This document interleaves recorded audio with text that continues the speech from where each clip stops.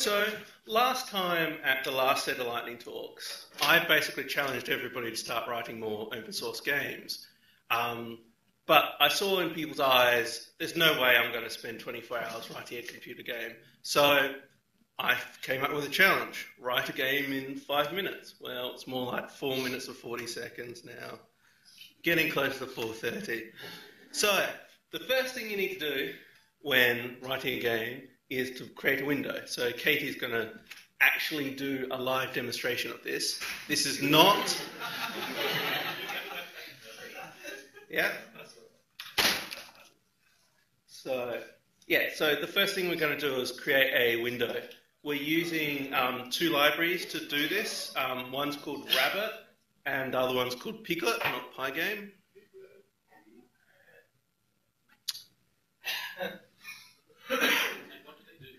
So Piglet's an OpenGL wrapper, and Rabbit is basically a 2D collision library. So you can see here that we're connecting Rabbit to Piglet, we're creating a window, and we're running it. So now we should get a window. We have a window.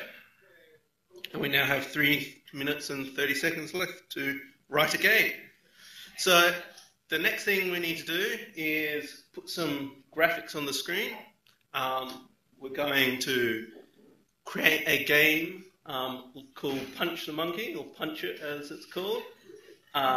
So we obviously have a chimp graphic. As you can see, the chimp graphic's over there. We also have a fist, which is going to pummel a chimp. And we're also going to have sound. When you punch the chimp, it's going to play this sound, and you're going to absolutely love this game. So now, you've skipped, oh no, sorry.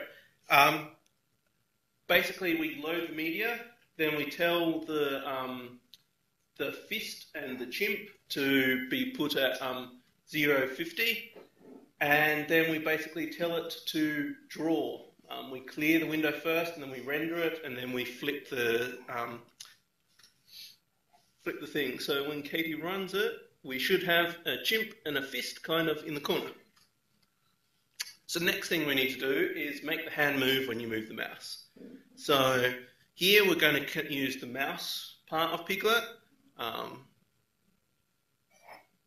And basically when a mouse moves, we get this special event called on mouse motion, and we basically say put the fist at that location.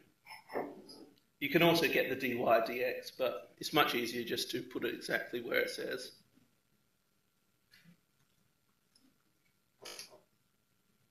So now we can move the fist. We're now at 1 minute 50. So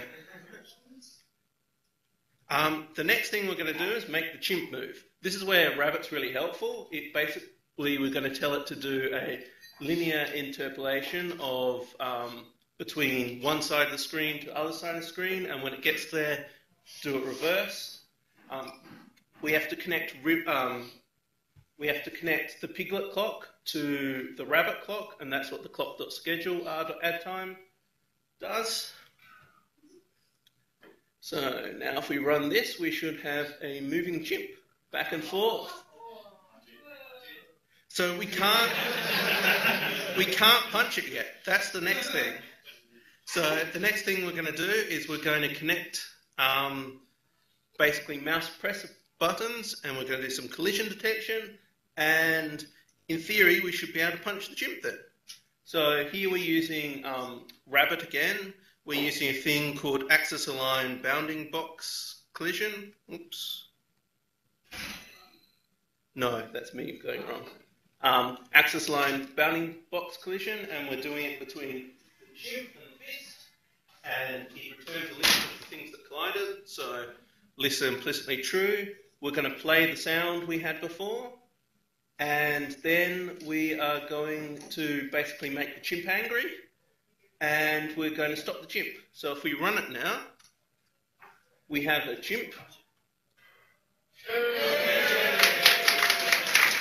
With 10 seconds to go.